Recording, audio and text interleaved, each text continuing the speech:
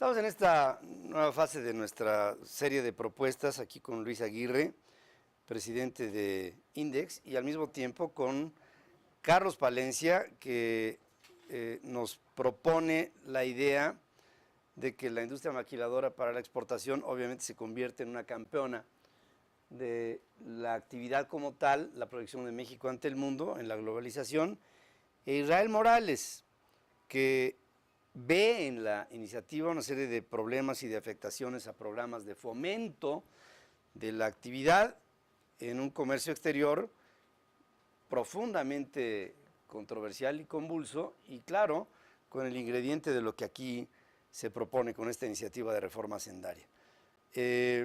Presidente, para darle cauce a esta siguiente fase de la propuesta, tendríamos que ver que la industria maquiladora para la exportación tiene una base en la pirámide de lo que sería la actividad económica de nuestro país, que es puntal.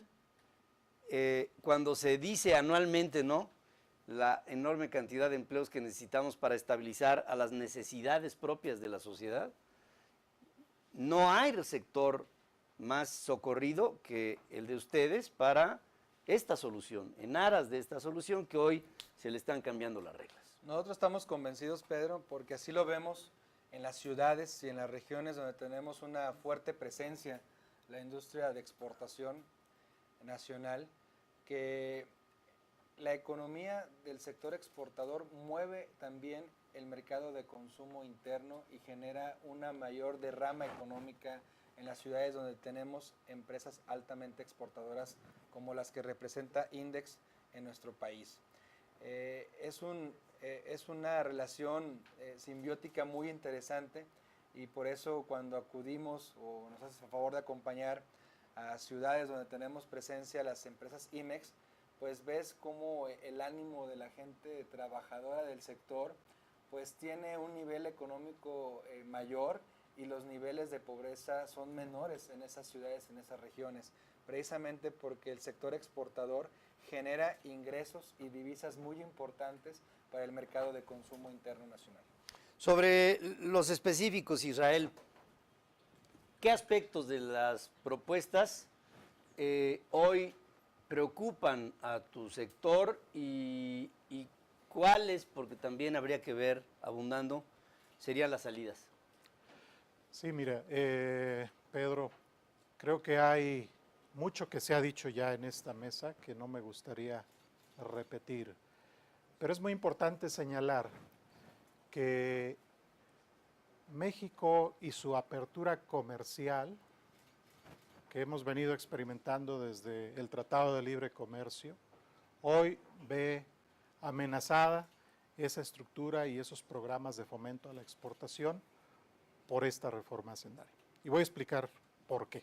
O sea, si se buscaba una vocación exportadora, esta la corta. Esta propuesta de reforma hacendaria es un contrasentido. Va. Las empresas que compiten globalmente a través de estos programas de fomento de exportaciones como el de la industria maquiladora y manufacturera de exportación, necesitan dos componentes básicos. Uno, el que les brinde competitividad operativa, y a esto me refiero la competitividad operativa en materia aduanera, esquemas de facilitación, reglas claras, reglas de facilitación, y también suspensión de aranceles o diferimiento de aranceles y de pagos de IVA, que es un modelo totalmente reconocido en el mundo, en zonas francas, en zonas libres. Es un modelo global. Es un modelo global que incluso otras naciones han copiado de México.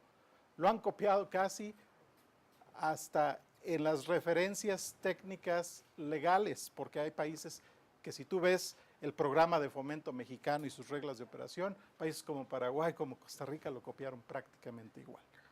Pero los países asiáticos han hecho lo mismo. Entonces, este es un esquema reconocido. Quienes compiten por la globalización, por la manufactura de exportación, necesitan ese componente. Hoy, con la reforma propuesta, gravando IVA a las importaciones temporales, estamos haciendo un contrasentido contra todos los programas de fomento que operan en el mundo.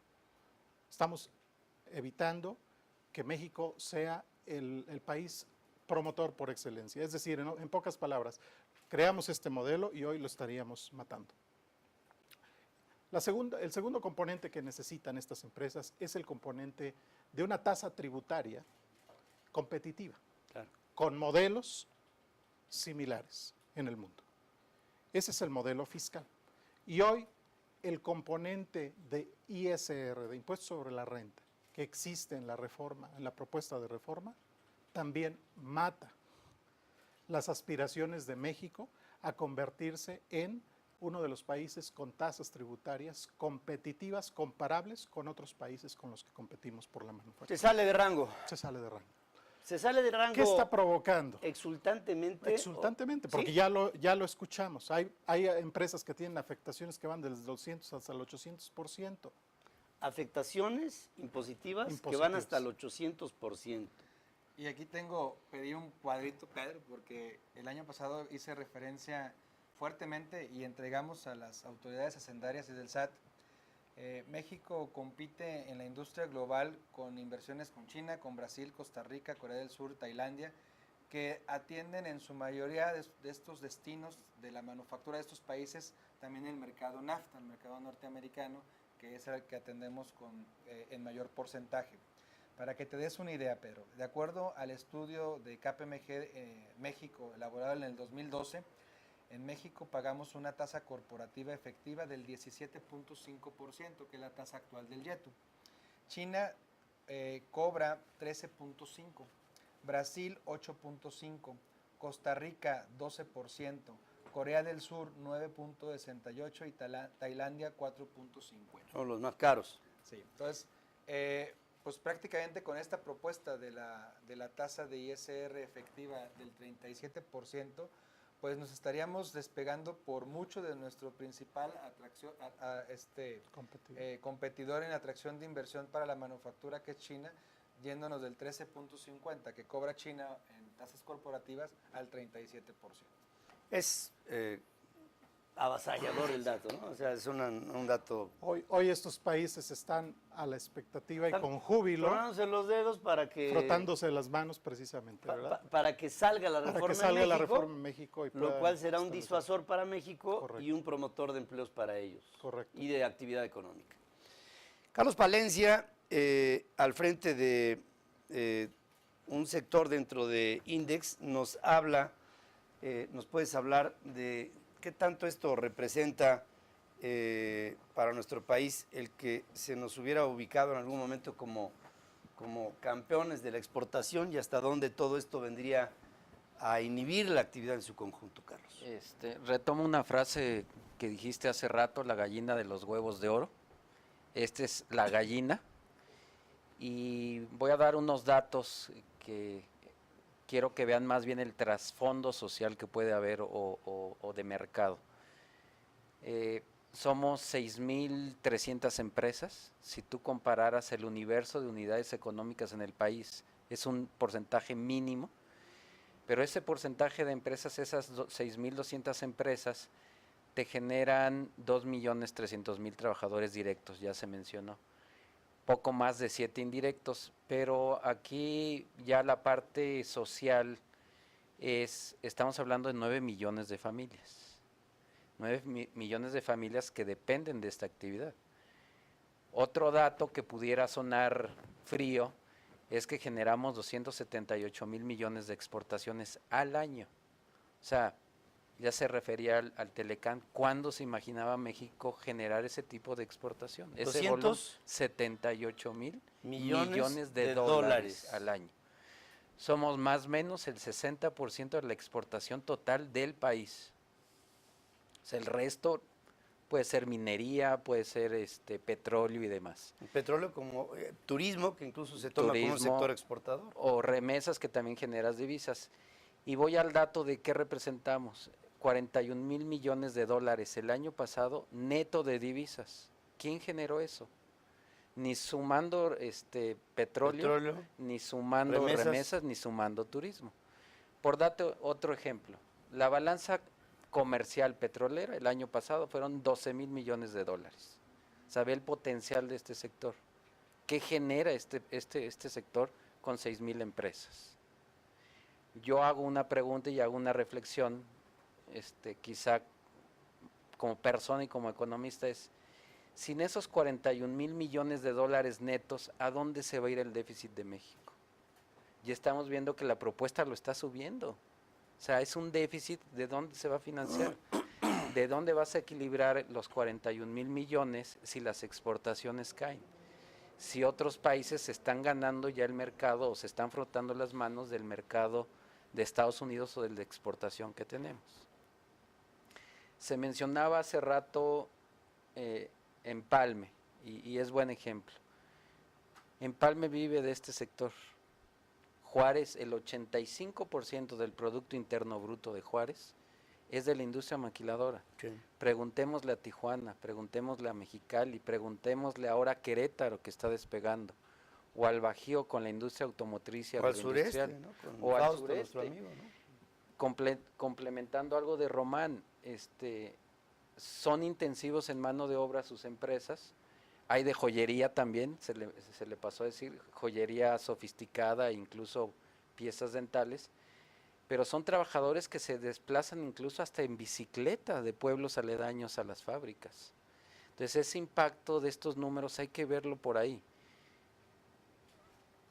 Cada trabajador, a grosso modo, de estos 2,300,000 trabajadores, le están generando al país $120,000 al año. 120,000 Dólares al año de exportación. de exportación. ¿Quién lo está generando? ¿Un trabajador petrolero? ¿No? ¿Un burócrata? No, bueno. Bueno, y es el contribuyente, ese es el trabajo formal de estas empresas. Si te vas al Seguro Social, no es sorprendente ver, o en el Infonavit, que uno de los 3 principales sectores que contribuyen al sostenimiento de los ingresos de estos institutos viene de esta industria. Otra vez, la gallina de los huevos de oro está en riesgo.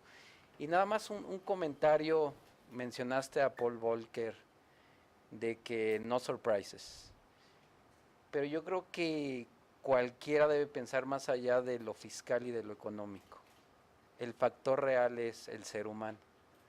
Y este sector a eso se dedica, a darle empleo a 2,300,000 y a toda la derrama que ya mencionamos de 9 millones de familias.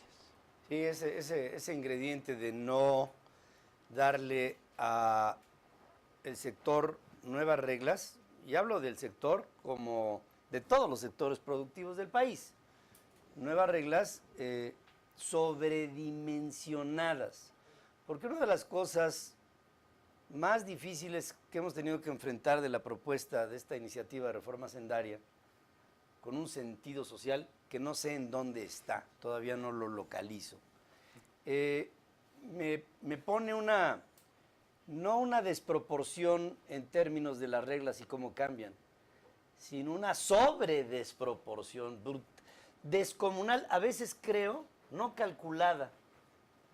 Cuando me hablas de incrementos en porcentaje del 800% sobre lo que tendría que ser la tasa impositiva de lo que sea, lo que en realidad me estás proponiendo es un crimen. Claro.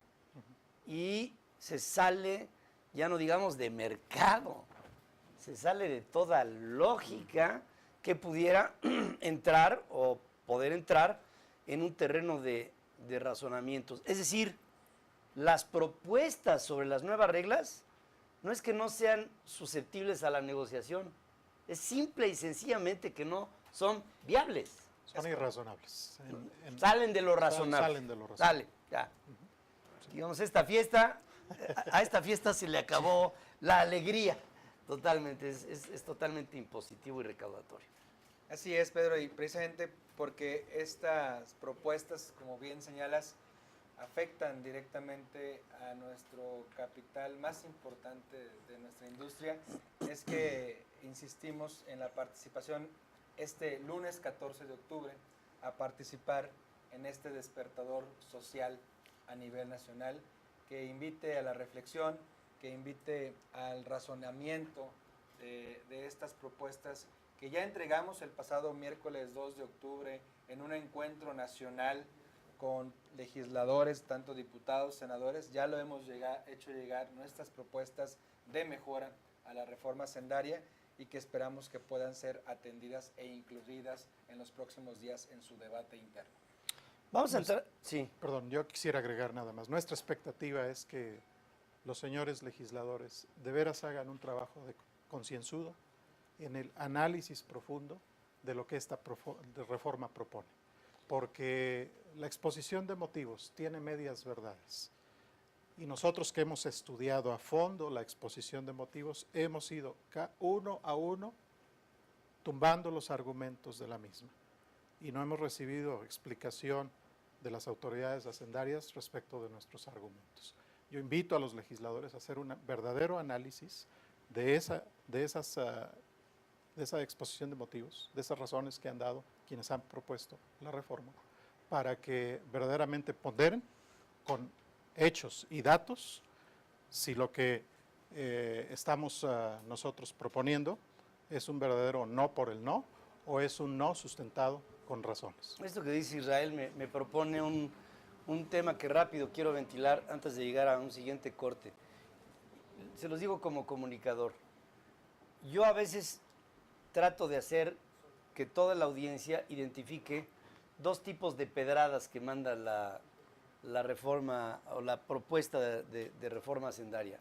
Son pedradas muy largas, como el IVA a las colegiaturas, que son muy mediáticas, son muy evidentes y hasta cierto punto yo las calificaría hasta como de cosméticas. Pero hay otras que son de fondo. Y esas de fondo, por las cosméticas que se pudiera pensar, no es que ya se dieron por acá, pero no se trata del ceder o el conceder, se trata de ver, como decías Israel, a profundidad todas las reformas propuestas, porque así como hay unas, como el IVA a las colegiaturas, que todo el mundo diría, bueno, pues ¿en dónde estamos, no? Claro que no. No, pero hay otras a profundidad que lesionan brutalmente a la gallina de los huevos de oro, que se tienen que ver, y espero, como tú, que los legisladores así la comprendan, ¿eh? Porque si no, nos vamos a meter en muchos problemas. Luis, vamos a unos mensajes. Bueno, vamos a pasar a un corte y regresar. Mensajes, pues eran los nuestros. Pero finalmente, ya tengo una deformación profesional. Vamos a hacer una breve pausa y regresamos a la fase final de esta argumentación de motivos después de este corte.